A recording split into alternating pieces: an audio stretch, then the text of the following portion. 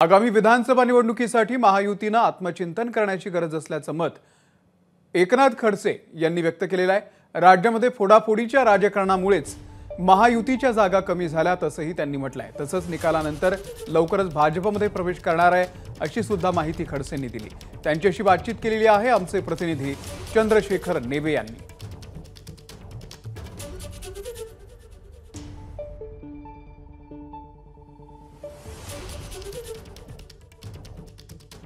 ABP माझा आणि C वोटर्सचे exit poll नुकतेच जाहीर झालेले आहे आणि या सगळ्याच्या संदर्भामध्ये एकनाथ खडसे आपल्यासोबत आहेत।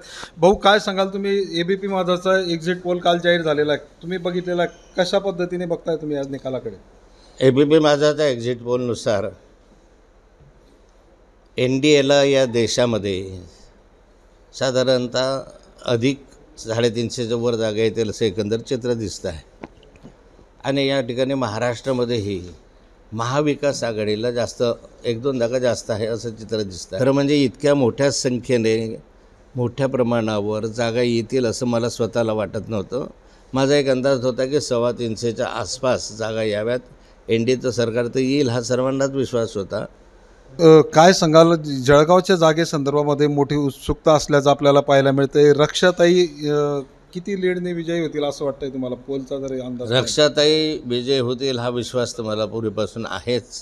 आणि आता एक्झिट पोल, ओपिनियन पोल पाहिल्यानंतर रक्षाताई हे लाखभराच्या मताधिक्यानं तरी निवडून येतील आणि त्या प्रचंड मताधिक्यानं निवडून येतील असा आम्हा सर्वांना विश्वास आहे। भाजप प्रवेशासंदर्भात लोकांना प्रतीक्षा आहे, राजकीय क्षेत्रात चर्चा आहे, तुमचा प्रवेश कधी असणार आहे?